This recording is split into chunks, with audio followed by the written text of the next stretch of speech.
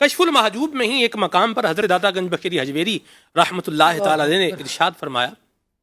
آپ فرماتے ہیں کہ میں ایک جگہ پر زکوٰۃ کے مسائل بیان کر رہا تھا اور یہ بتا رہا تھا کہ بنت لبون اور حکہ اور جزعہ اس کے احکام جو ہیں یہ میں بیان کر رہا تھا.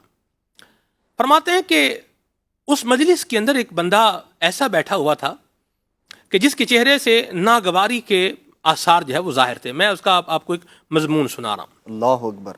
آپ فرماتے ہیں کہ وہ اٹھ کر جانے لگا اور کہنے لگا کہ میں تو امیر آدمی نہیں ہوں, میرے لیے ان مسائل کا کیا تعلق ہے, زکوٰۃ کے مسائل, نہ مجھ پر زکوٰۃ فرض ہے نہ میں نے دینی ہے, میرا کیا تعلق ہے.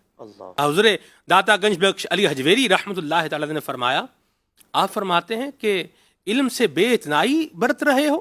اللہ اکبر. اگر تم پر زکوٰۃ فرض نہیں ہے تو ہو سکتا ہے کہ تمہیں زکوٰۃ لینے کی نوبت آ جائے, اور جب وہ مقام آئے کہ تمہیں زکوٰۃ لینی ہو تو تمہیں اس وقت علم ہونا چاہیے کہ میں زکوٰۃ لے بھی سکتا ہوں یا نہیں لے سکتا, اور کس سے کیا لے سکتا ہوں اور کیا نہیں لے سکتا. تو یہ حضرت داتا گنج بخش علی حجویری رحمۃ اللہ تعالی علیہ کی مجلس سے ایک بات جو سیکھنے کو مل رہی ہے کہ آپ علم دین لوگوں کو سکھانے والے تھے, زکوٰۃ کے مسائل بتانے والے تھے. یہ تو میں نے ایک مقام پہ ذکر کیا, اس کے علاوہ پورا مطلب کشف المحجوب اس کے اوپر آپ کا جو ہے وہ گفتگو آپ کی موجود ہے.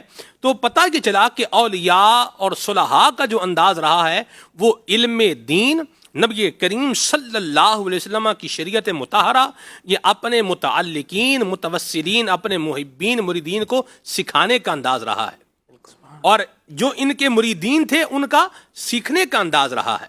اور علم سے بے اتنائی جو ہے برتنے والا, تو کہا کہ علم و باج فقیری تو جاہل مرے دیوانہ ہو. اس طرح کے حضرت سید سلطان باہو کے بھی جو ہے وہ فرمودات موجود ہیں کہ علم کے بغیر فقیری نہیں ہو سکتی, بندہ راہ حق تک نہیں پہنچ سکتا. تو علم ہم نے سیکھنا ہے, علم دین سیکھنا ہے, صلحاء کے طریقے پر چلنا ہے, اور اسی سے جو ہے وہ فیض پانا ہے.